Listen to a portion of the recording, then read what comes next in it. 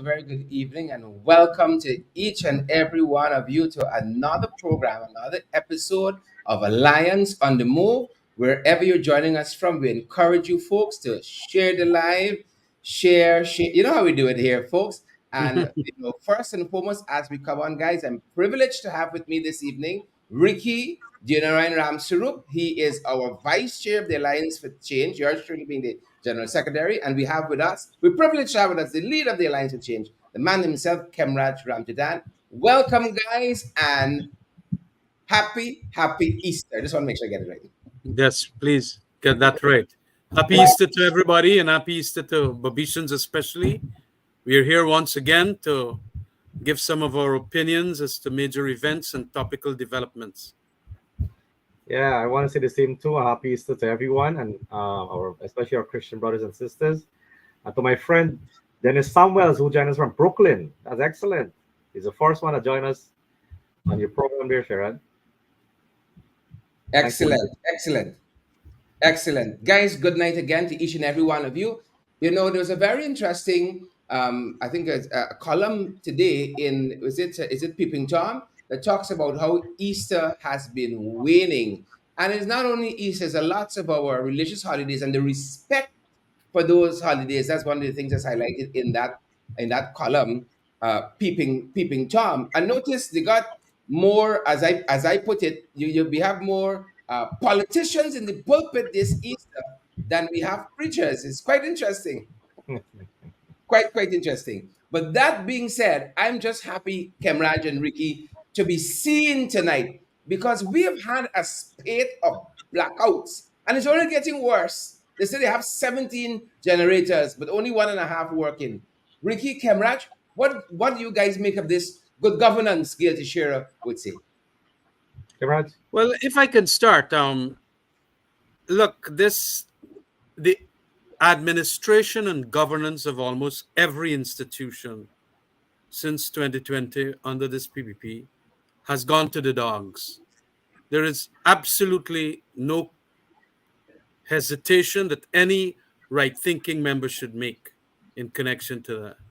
Mm-hmm. And what worsens the situation is the fact that they were left with so much monies to ensure that they do it right this time around.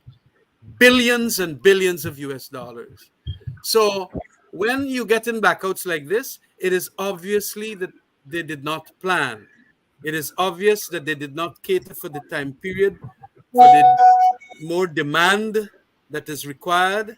Lots more people that want the electricity and all of that, and they prepare themselves by buying the necessary equipment that is going to take us there, doing the transmission line, and also, in my opinion, getting the proper team, the board that is going to govern GPL, and even the persons underneath that board, the senior secretarial officials who are going to ensure that all across the country, GPL runs efficiently and proficiently. We don't have that. As a matter of fact, they literally chase away a lot of the people that the AFC APNU coalition put up. And David Patterson had put up some very good people there. And we had started the easing up of the situation of blackouts. But it has all now come, and it is a torrent. It's like a tsunami. And Barbicians especially, I know how you feel about it because you are worse treated with the blackouts. Recently, we in Georgetown have been having plenty. But in Berbice, I go pretty regularly, and a lot of people have been complaining there. Yeah, and we've since been joined by a Babishan. We have Basio who's joining us. Derek Basio, also Babis, a regional councillor there in Region 6. Good night and welcome, Basio. Good night to my learned colleagues in the panel here. Our leader, Mr. Kemraj, our MP, Mr. Ricky Dinarayan Ramsarup, and our General Secretary and moderator, Mr. Shara Duncan. As Mr. Kemraj is touching on the GPL issue, today was a major blackout in Berbice, and the Berbician know that. And also, this last statutory monthly meeting in the RDC boardroom, I asked for the GPL representative to come and face us in the boardroom.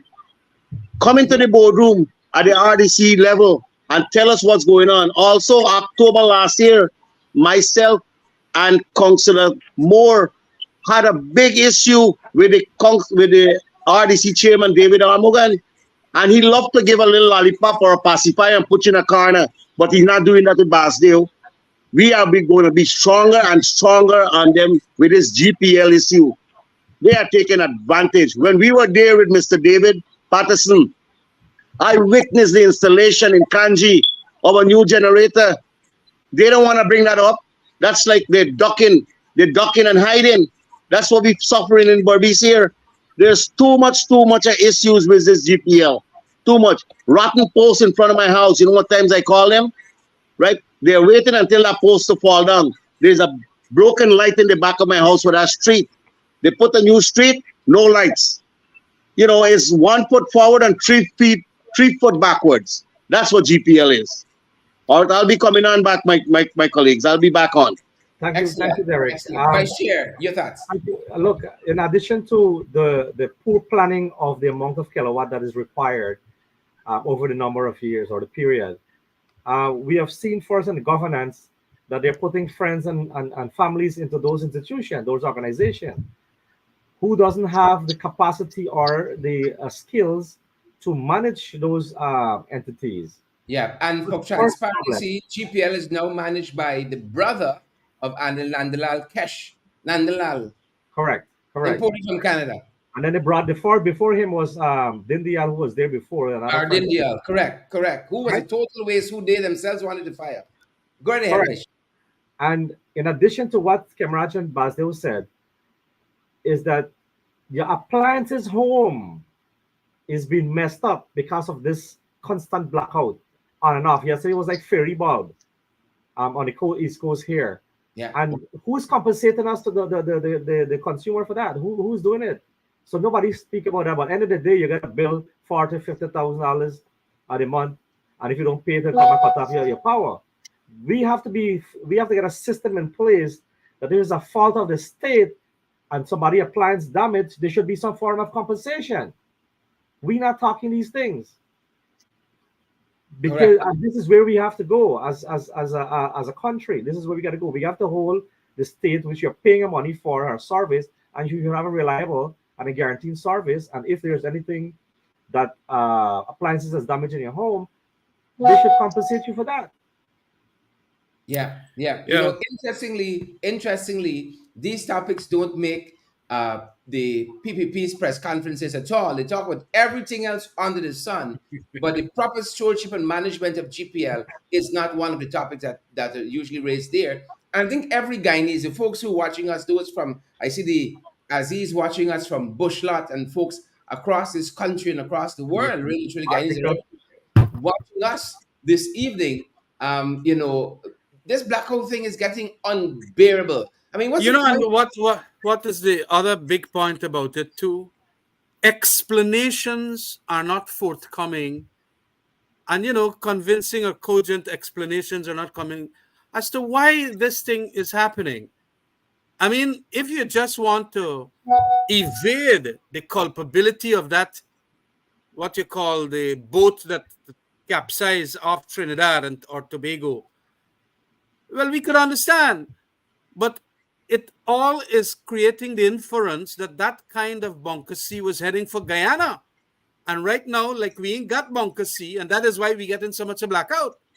So when the government is trying to lie to us that it is not their oil that was coming with that boat that capsized and caused so much trouble with that oil spill in Trinidad, more and more the truth can be circumstantially evidence itself that indeed that is it. Because no oil, the oil didn't come, it fell in the sea and damaged Tobago. And so that is why we get in the blackout here. That is what we are hearing all across the place. And that is a deduction to be made.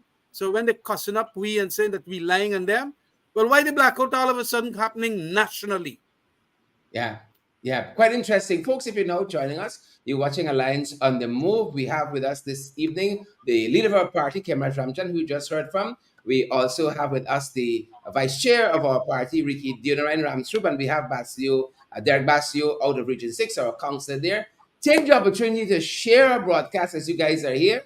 And again, if you're just joining us, happy Easter to you and your family. Cameron, you mentioned two things here that's very important: the lack of transparency, the lack of explanations, and you talk about truth. That takes us to the press conference we had recently by the vice president of Guyana, who made the admission there under a lot of pressure that there was a senior policeman who quite recently got in some trouble. He was questioned by the U.S. authorities on, I think it's a JFK. This seems to be a new feature of this government, where senior officials' visas are revoked, questioned by the U.S. authorities. The government is under serious investigations by the U.S. broadly. Kemraj, Ricky Basdio.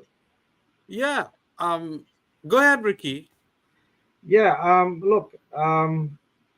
You know, you as the vice president of this country, this is a national security. This is one of your senior officer in the high crimes of what you call major crimes, in charge of major crimes. And you in a press conference want to say that you don't know why he was held up? Who are we talking to here? Guyanese people are very intelligent. You ought to know exactly why he was held up. You have to know exactly, you have to get a briefing because he's of his caliber within the police force, or get a report from the police force of what happened. Yeah, and this was I think Demara Waves put out this is the Mr. Caesar, the head of the major crimes unit of the Ghana police force. This is not no small fry in the police. This is a major figure. The graver or the more serious the nature of the circumstances, and also the higher up the echelon the officer is, all the more that there is an explanation required. An explanation must be required. And the only spokesperson that we got is that vice president. But he must not be behaving like a vice in VICE. He must be a little virtuous in giving us an explanation, because I am absolutely certain that if there was an explanation that was, in a sense, exculpatory, or that will explain everything that had happened, you would have get the explanation long time.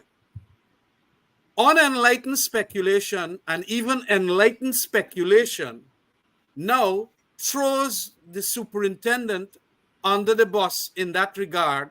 Correct. When you now say that I didn't find out, I didn't know what was happening. So if indeed there was nothing happening literally, then you should have explained it, because you're the chief spokesman. You gone there always yapping your mouth, talking about every issue under the sun. But you did not go and ask why this happened. Look, rule of thumb, when the Americans call you in like that, it means that it is a serious matter. It That's could right. also, it is very serious. I, as public security minister, I happen to know that. But sometimes it could be easily explained. There was one time I remember a very senior military man, Chabilal or somebody was it, and he explained it, and everything was cleared out. But indeed, he was hauled in. Similarly, what Guyanese must be told is why and where and why this happened and what was the explanation and so on. And if it's one man that micromanages every issue, is Jack Dale. He just get his finger in every little hole. And he should know that indeed what happened here. And what is now the sentiment of a lot of Guyanese is that something very serious occurred, and we ought to know, because this is the head of the major crimes unit. It is a serious, serious thing. And we just not should be left to open our curiosity and start all kinds of speculations and this and that. We should know. And if it is serious enough, we should ask him to leave the police force. Excellent. Yeah, in addition to that, Sharad, and I want to thank Lex for this. We see recently that the Interpol had a wanted man who are living close to the U.S. Embassy. And we have seen some pictures circulating with the First Lady having tea party with that individual wife. Now, all these things here are very, what you call security. And I don't know the address is where. I know the Ministry of Natural Resources, the forces, the Canadian Embassy, the Ministry of Natural Resources. Then you have Jerry Govaya Hotel. Jerry Govaya's hotel. Who's the head of security of this country? He advises the government on national security. On national security. So, Yeah. I mean, everybody's silent. You don't see no picture posing with the CIA man. But, you know, these matters here, it is making us and our country at high security risk, Kemraj. And like Kemraj says, they need explanation. Yes. No, and let me tell you something. When they love, like, you know, when CIA director come, all of them want to go and circle the man and hug and handshake and all of that. Advisor on security, this body, that body, and so on. But those people also want to warn them too, that by you're living too close with some very terrible criminals that we want, right. you know? And the warnings are also going around there. I like to shake your hand, but please arrest that man for me. Next to the you hotel, the man there or whatever and so on. So how could it be that this Gupta guy was so all the time around the place? And look, I want to believe, just like I've said at the last program, this PPP has absolutely no qualms of dealing with anybody that's criminal. And that is why these criminalities are getting back. More cocaine and so on overseas, a whole set of other things happening. Boat that was coming with bunker C fuel to Guyana, they're lying about it. And then all the lies that we can get, later on we can talk about it, how they explain themselves to even serious institutions like the United Nations Human Rights Commission. Yeah, so it's a lot to go by. I know as we on these issues, Basio at his end in Region 6, you know, the folks haven't explained a lot at his end. They had a $50 million heist, if I remember, from the RDC office there. That has just faded from public view. We don't know what happened to it. What is the latest of this $50 million heist from the RDC? Basio was the latest on your end from that. There's a lot of things in this country needs explanation. Yeah. I spoke about it at the last statutory meeting and I asked the question. And I do hope they put it in the minutes this month when we're going to get the minutes in about 2-3 days. All right. And they're going to omit a lot of things from that meeting. And talking about that, when you ask questions as major as that issue with 50 million missing from the RDC in the compound, where there are security and fence and everything there is no answer. There is no commission of inquiries up to now. And that's public knowledge to be released to the public. People want to know. Right? Yeah. Touching on that, the 50 million loss from there, but then within the administration, this present administration, in schools like number 52, where the 10 days workers are, right? And even in WIM, where people are complaining about their names are being checked and they're not in the country.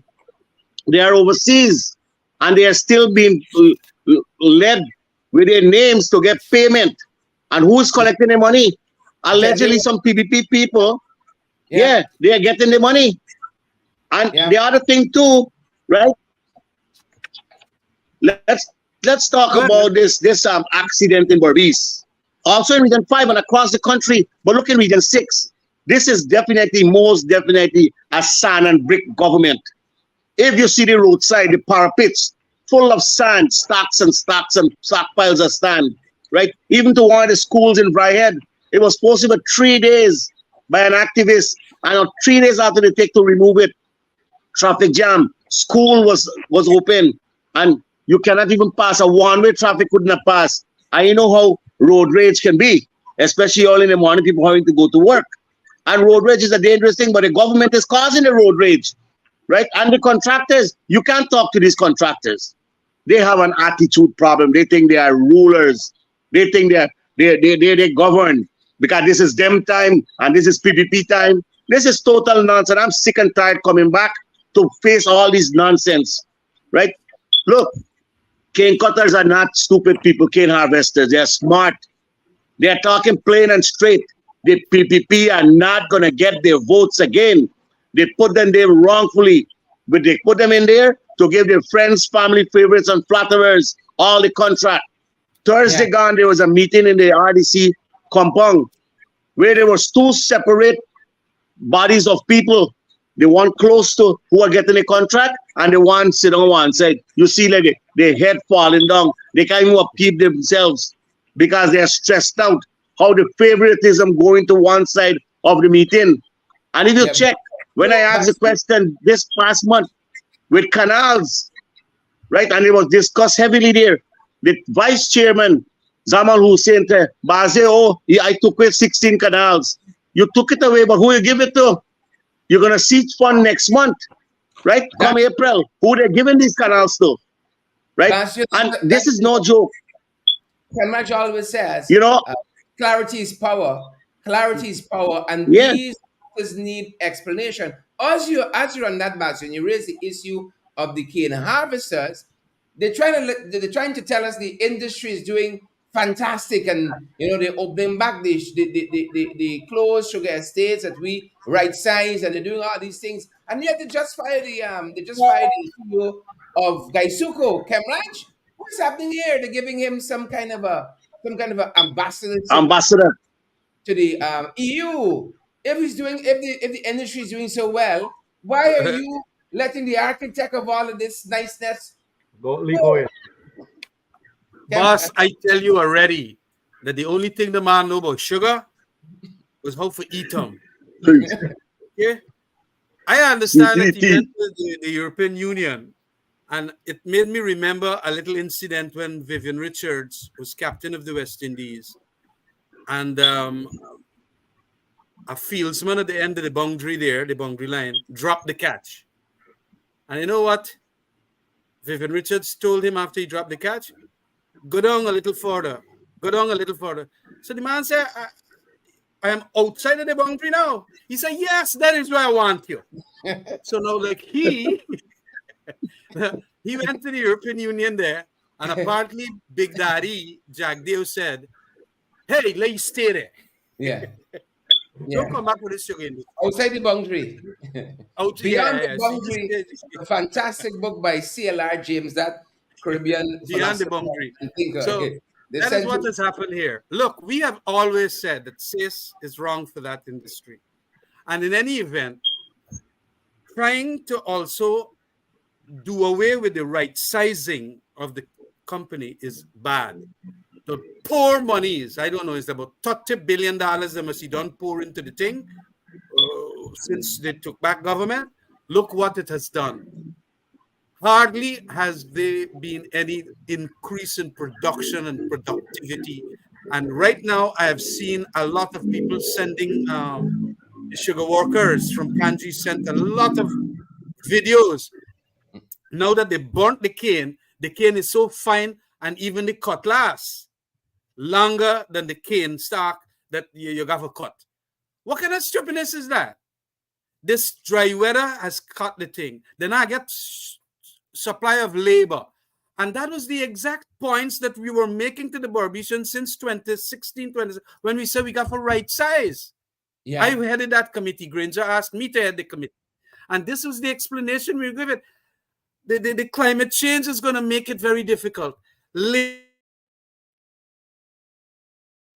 lost Kemraj there. Intergenerational labor. Yeah, I'm here. You hearing me? Yes. Yeah. So it is very difficult. And so no matter what it is, although says Narayan Singh is pretty articulate and so on, you quick mouth can't make sugar produce. And look, so much shortage of labor and technical stuff. Look now, you got to start wheedling, training, retraining a number of people to take other jobs rather than cutting cane. The thing is slave job, is slave work.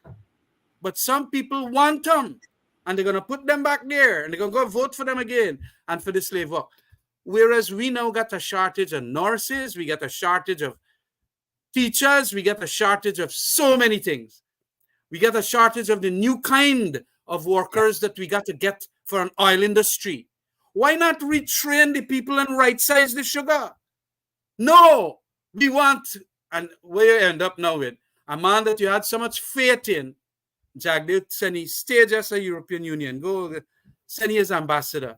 And I don't know who they're going to put, because quite frankly, I hear they're talking about Paul Chung, another loyalist. What you need there is professional people. Absolutely, absolutely. With an understanding of get the industry. That's right. They're going to want to put Paul Chung. I hear also Siraj. Well, quite frankly, Siraj is my good friend. And I hope that he's given some consideration. But knowing how Jagdeo treats him, I doubt whether he might ever be in any position to hold any serious position. Well, in a state like this, Brad, with a transition, a team of people that are professionals that know management, sugar industry, and so many other things. what I've learned, Camarade, is that the KNM now, because of the weather condition, are stunted, and they're very short, so they can't even produce the amount of sugar that is supposed to produce. Exactly. They're cutting the target and still can't meet it. The problem is not really open back a state to get your target. They didn't understand the issue. What they want to do is prove a political point. They're making Gaisuku as a political football, and we know that.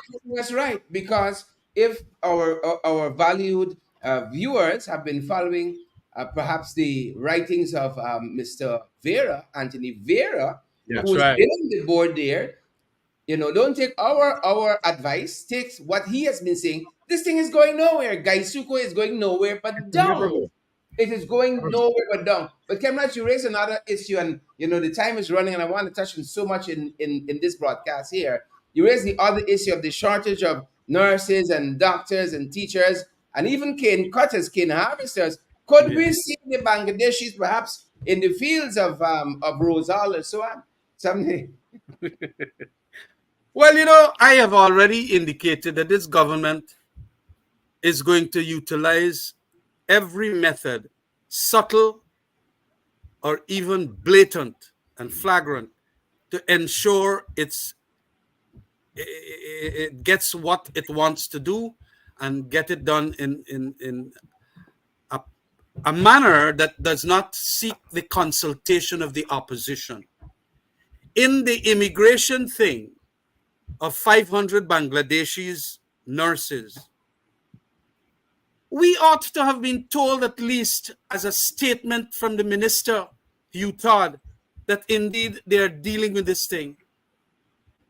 Because they gone and put visa requirements for Haitians and all of that. And that is why I feel that there is a justification in so many Guyanese, especially Afro-Guyanese, feeling that there is an ethnic, what you call, motive. They want to bring in some Bangladeshis because Bangladeshis look more like Indo-Guyanese and so on. And the thing is going to make what is called a racial sentiment to start brewing up in this country. Very sensitive. It is a very sensitive topic, and people are going to want to do that. And then they hide and do the thing. This thing has been done since January. It didn't hit the press until somebody got a leak, and then the leak went viral. And this is a trouble with this government. They hide these things. They're bringing in Venezuelans that Tushause was born in Guyana and making he a Guyanese citizen. They might be doing all of this here to make Bangladeshis the citizen and put them on the voters list too. Yeah. They're ordinary, They want to win another 5-year term for purposes of that oil monies. Correct. Yeah. That is what they're up to. So they must start rigging the elections long before the elections. That is what they're good at. And Barbicians must understand that. They have. Folks, I want to turn our attention to another big issue that we saw over the last week and the last 2 weeks. I want to welcome those who are now joining us. I see you got good folks like Bantu King and Jennifer Daniels, Ivor Miller and Drew and all the other guys. Andrew Branch is here too. Good to see all you folks with us this evening. Thank you so much. Kemraj had to step away there. But a lot has been making the news, guys, in terms of the United Nations Human Rights Committee and what has transpired there over the last few days with the government of Guyana, folks. That committee has finished hearing from the government or the different state parties, and they have offered a review of those proceedings. Ivor and Jennifer, have you guys been following that? And Leon and Rami Leander, Jimmy Ramchan, have you guys been following that, folks? Let's start with the first one. One of the first things they spoke about in these hearings. That is, guys, this is the. I want to make sure that I have it right. This is the human rights aspect of it. Before we get there, constitutional reform. Kemraj, now, I heard Mr. Jack Dio, the vice president, castigate us for not being strong on constitutional reform. In a couple mornings, it's 4 years they are in government, and they're telling us that constitutional reform is only going to commence in 2024. Now, if you have been watching the calendar, we're halfway into 2024 already. This is not something you can do in 6 months and wrap it up and tie it up and so on. This is a process that needs minutia. You got to get into the weeds here. This is one of the areas in which the UN Human Rights Committee said they want to see some movement. Kemraj, Ricky, and Basil. Guys, watch the notifications on your cellular. It's coming through. Well, look, the PPP, quite frankly, in my opinion, do not want constitutional reform. They like it as it is. Okay? And they will make every deliberate effort to delay constitutional reform, although they talk plenty about it, just like how they talk that they're going to renegotiate the oil contract. They're lying about it. They've, under tremendous pressure, have now started something, a committee, and they said that they're going to deal with it. But constitutional reform is always a lengthy process, and they have made it even more lengthier by stating so many, and I agree, so many people that they will have to consult and all of that. But I believe it is a deliberate effort to delay it so that it will not happen at least before the elections in 2025. It will not happen. They're going to delay quite a lot of things. They're going to delay biometrics, and they're going to delay a whole set of things. And then when 25 elections come around and a lot of their projects do not get completion or have been completed, they're going to ask for an extension of time. Look, this PPP is smart. And they're going to ask for, if you want all of this constitutional reform, if you want biometrics, if you want legislative changes for elections, we are going to say it shall be done within 2026. And then they're going to apply and to our sentiments and so on. Yes, let us have. But you're going to get plenty trouble when they do that kind of thing. And that is why this United Nations Human Rights Commission is telling them, please urgently deal with these matters. That is their recommendation here, right? And it is important that these things be appreciated, because you can't get these things happening unless you got a government with a political will wanting to make it happen. And then when you deliberately dragging your foot and so on, what really you depend? Yeah. And they don't want some of the covenants rights to be, more explicitly be incorporated. They even talk about that. So it is important this state party called Guyana make sure that it start implementing urgently, as of tomorrow, start dealing with some of these constitutional processes that is going to realize a constitutional reform process that will refine constitutional amendments. But as I said, they don't really care. They don't care at all. Yeah. Basil, Ricky, Kemraj, one of the other things that Kemraj talked about urgent there, as a matter of priority, the commission says, there's a government who says, we're all for human rights and all these lofty ideas. But the committee says that Guyana should take the necessary measures to operationalize the Human Rights Commission. That's right. That's another one. National institution. Wow. That's great. The Human Rights Commission is sleeping in this country. Why? Because the PP wants it to sleep, quite frankly. Comrade Ricky, I feel. Yeah, go ahead, Rafiki. You're mute. You're mute. Sorry there, guys. One of the things that comes out to me there, importantly, especially for our country from the human rights, is corruption. The root cause of corruption. I will come back to your Human Rights Commission, but we understand, but I will come to that and show you there are other commissions and other institutions that they're not implementing. And they're putting people who have the favoritism and who are friends of the PPP in those institutions. For example, the Commission of Information. The Commission of Information. Yeah. You can't get information out from him. Yeah. So those things must have fixed. The Auditor General.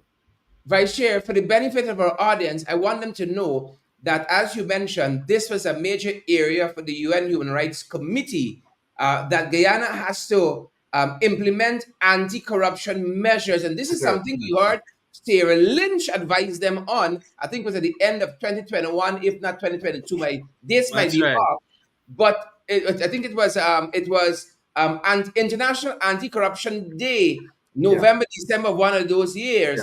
And the only thing Sarah Lynch could have pointed to is what occurred under the David Granger administration. You had good ministers like Kemraj in there, and the anti-corruption measures that they implement as a government. Now, the committee, the UN Human Rights Committee, said that it remains concerned that the institutional framework to combat corruption is not yet sufficiently strong and effective to practice adequately to prevent or to prosecute corruption, including in the police force and of high-level public officials. This is not the key, the PR arm out of the AFC. It's not a new nation from the PNC. This is the United Nations Human Rights Committee speaking here.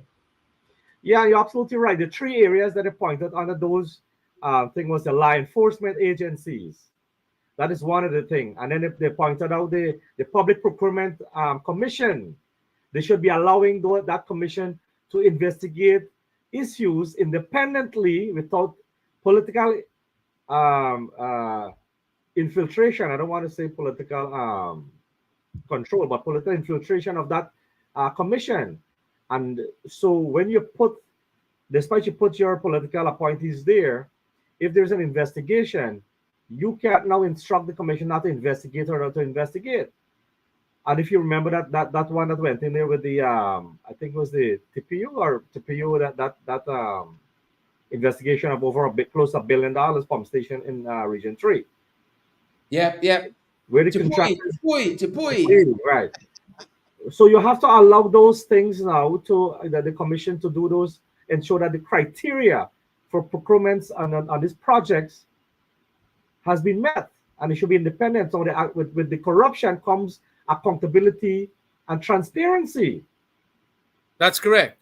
Just like the Public Procurement Commission, the measures must be to make sure that these institutions are independent, they're effective, that they're transparent, and they're accountable, and so on.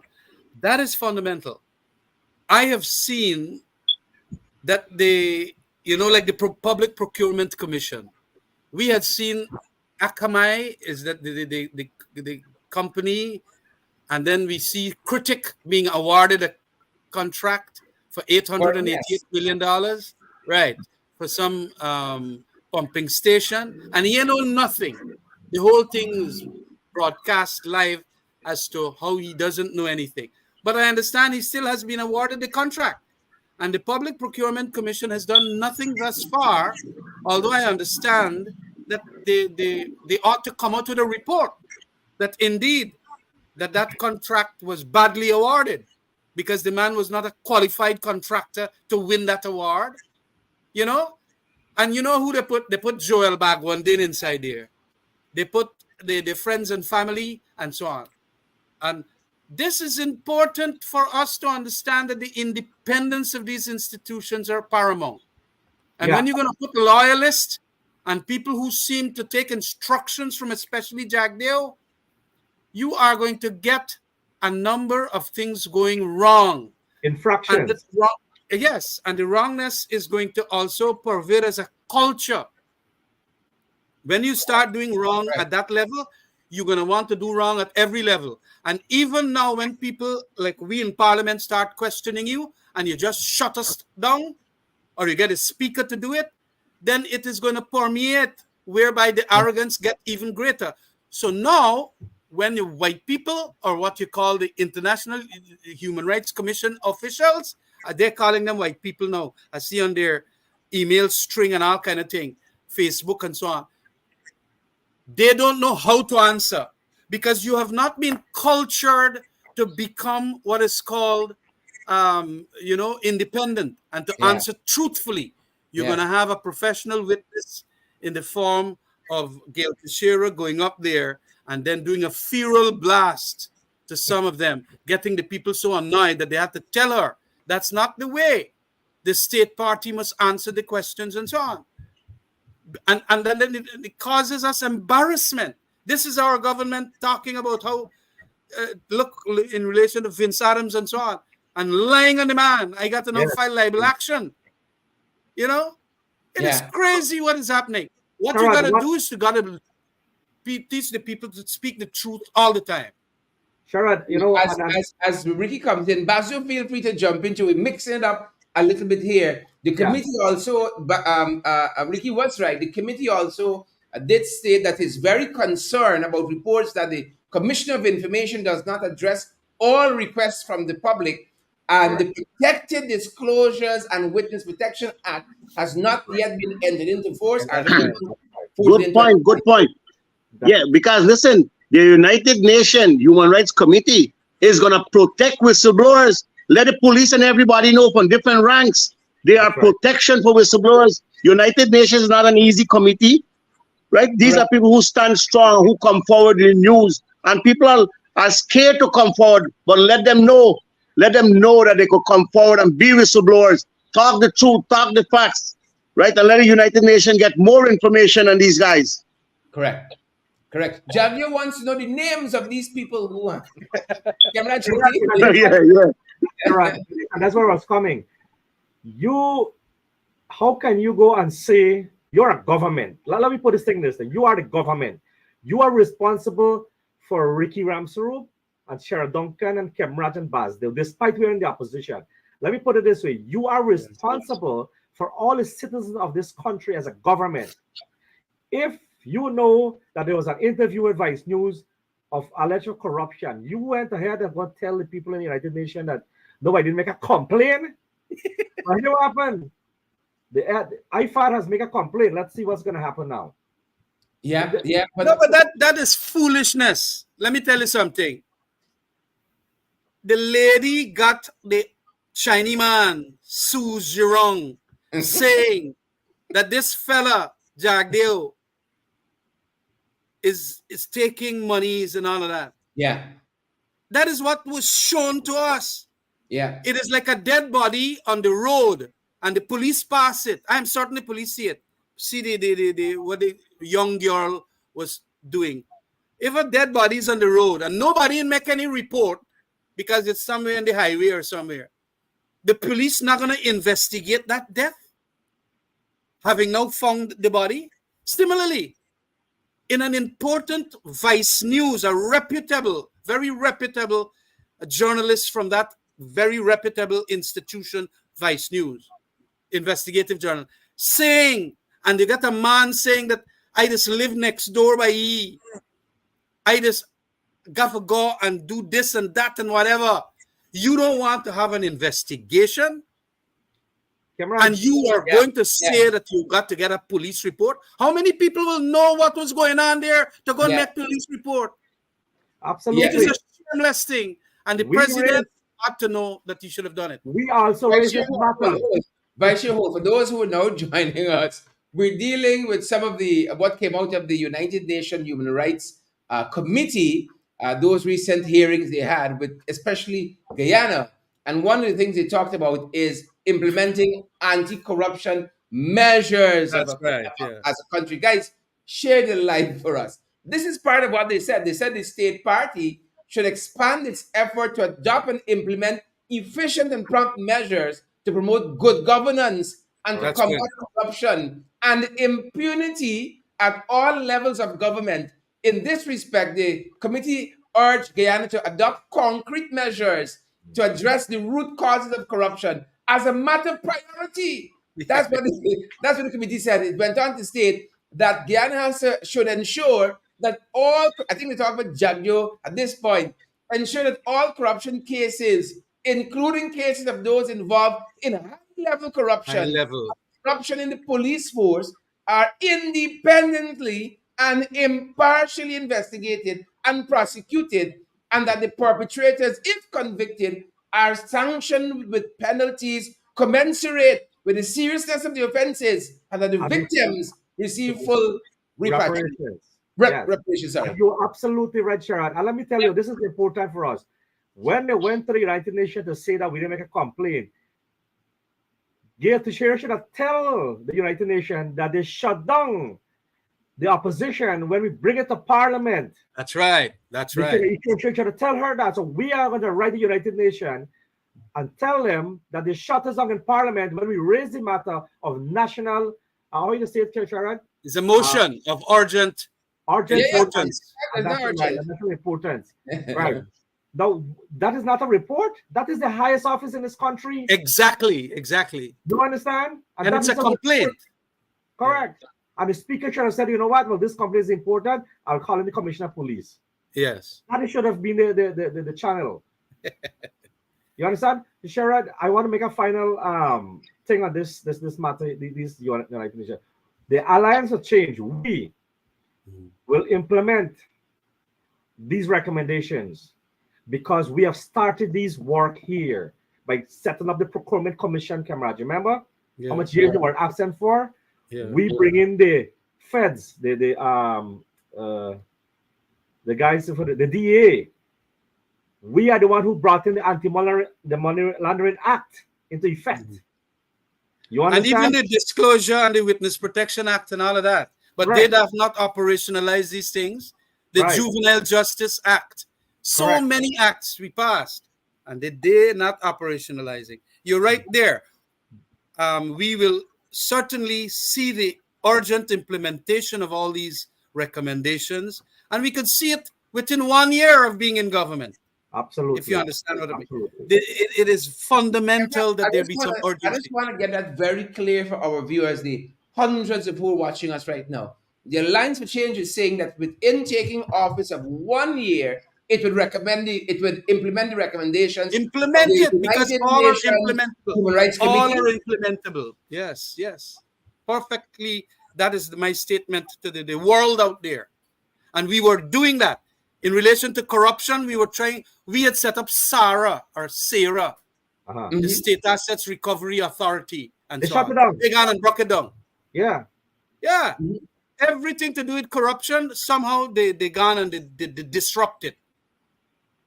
And even the agencies that they had, they gone and put different persons or personages to head it, and all now broken up, crumbling at the seams. Well, we should Yeah. have given the government a trophy because Guyana now has become #1 corrupt country in the Caribbean.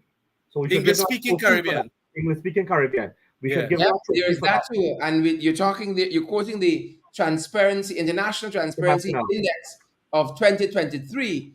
Yeah.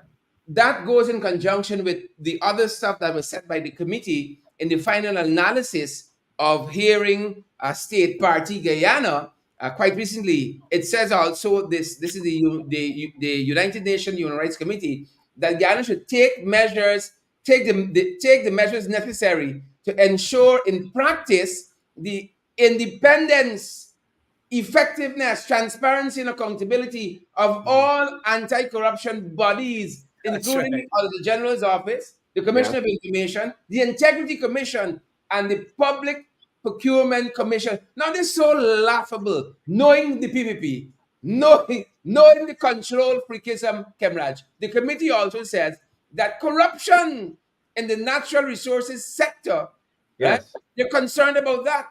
Oil and And gas, lack of yes. transparency and accountability in the management of the natural resources in this country, particularly in the oil and gas extractive sector. Correct.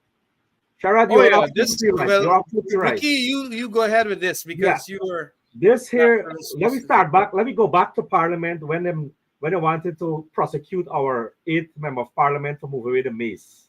Mhm. Let me go back then. And I want Guyanese and Barbadian to know this. When we were going to remove the mace, it was to stop them from changing the law, the Natural Resources Fund Act, from 22 people members to 5 members that have been controlled by the government. And this is what the human rights resources talking about here, committee, because they know when you remove those 22 person oversight committee, I bring it to 5 people where the president is the chairman, and you take now our opposition seat and fill it with people who you know, that is a verge of corruption. That is a root cause of corruption. You started it right there in the law. Now you come down now. They may want to do the PSA, the environmental aspect of it. They don't want to do the ESIA. The gas to shore project plan, they don't want to do the ESIA for it. They said it's not necessary. The gas leak management plan, they don't want to implement it. They don't want to tell us a financial management plan for the gas to shore project. These are all things that has been failing the oil and gas sector. We are and that is not, the source of corruption. that's right. And we passed legislation to ask for a petroleum commission, Commission, yes. make it independent, this extractive industry called oil and gas, from the minister and from the control of the politicos. And they gone and they literally take that out as was being mentioned just now. And we had said 28 persons will constitute the petroleum, 22, sorry, persons will constitute the Petroleum Commission. A youth leader, the labor, business, people from the region, this, that. Yep. And so you have a larger set of democratic decision making in relation to our oil and gas industry. You know what, Jack? They delete that and they gone, as you said, for the 5. That commission even has not been working, has not been appointed yet, the Petroleum Commission. Yeah. And so Correct. it is, they want only this board to run the thing, and the minister, especially Jagdeo and the other Bharat, Vikram Bharat, is going to dominate the scene there. How you going to do? And we have an obligation to know how many other finds have been made, discoveries made about that oil. Yeah. They got 22 discoveries. Over When we 30 left them with, it was 11 billion barrels we found. They have made so many other discoveries. Why is it that Jagdeo and Bharat, Vikram Bharat that is, don't tell the public how much more oil have been found? Because I understand Exxon has told them. Yeah. We were far more transparent as a government. We told them this and that and so on what we were doing. But No, Kemraj, they don't want us. I want to give Guyanese, as you're on that topic, a little context to that. Again, as we wrap up here, and Basio, I know some of this is right up your alley too. The committee, and I think this is to what you spoke about earlier, Kemraj, about Jagdeo, the living room, Sue, who getting what, who on the government side, who gets all the support, who got all the information and all that. Here's what the committee said, that it is concerned about the reports, this is the oil and gas sector, about reports of corruption by public officials in this sector and the lack of information on measures taken to investigate such allegations. This is Absolutely. Suda I don't talking want to about- repeat myself. No, I don't want to repeat myself. It was very explicit. And I am glad and happy that indeed these people have been telling the Guyanese what we have been trying to tell them in Parliament, in our press conferences, but which they just wish away, that is the government, or throw away and dismiss disdainfully. But now they get caught with their pants down. And they must now answer to the Guyanese public. What's going on here? They must now answer to that. And I would like to leave it there. Yeah. And the institution, the GYEITI that we also implement, Sharad, That's right. the institution to overlook and make sure that all the information for the oil and gas and natural resources has been on that website. On that is where Guyanese now can go and find. We got so much reserve of oil. We find so much oil block. We got so much gold thing. Government has sell so much oil. They receive so much finance. All that information is what the GYEITI was supposed to publish there every time, updating information on the internet. You know what they're doing? They put another friend there. And he don't know nothing about transparency. And you know what happened there? Dead duck. Yeah. Guys, as we wrap up, final thoughts. Let's start with Bastille. Yes, guys. There was so much for me to talk about, and I want to say apologize to my fellow Barbicians, especially going to the Portman market and elsewhere as you meet me. I cannot bring up all the things, but one thing I'm going to stress on, and again, I'm going to put forward GPL to come to our statutory meeting. They are scared to come there, and the body of the management of the board with the chairman, they are afraid to bring them come to the statutory meeting, because that's the only way people, because the other thing, there's 7-8 journalists that are in that room. They don't bring out news to you, Barbicians. They don't bring no news out to you. I have to come in. I got every single month, I got minutes in my hand and I review them that we challenge them with. But you Barbicians are not knowing about our challenges to them. We are not sitting duck as opposition there. We are a strong opposition, very strong. And we're going to continue being strong because it's for you people who elected us to be there. You could be PPP or whatever, but go through this system. I want everybody to know also, these contractors to challenge the tender boards, which is fully covered by PPP people. Why your paperwork, why your case was denied when you put forward them to tender board to be reviewed and for you to get the contract. Some of you guys bid almost the same or even lower than the engineers prospective dollars, and you guys are not getting nothing. You guys sit back and say, oh, somebody else get it. And you challenge it, man. And I'm going to be there. Tell Basil, I'll go to the RDC boardroom with you guys. Don't sit back and let the friends, family, and favorites get all of this. Look, we got problems with cows, Mr. Shera Duncan. They get the audacity to pound cows in number 64 village. All right, I'm going there tomorrow morning early to check these cows out.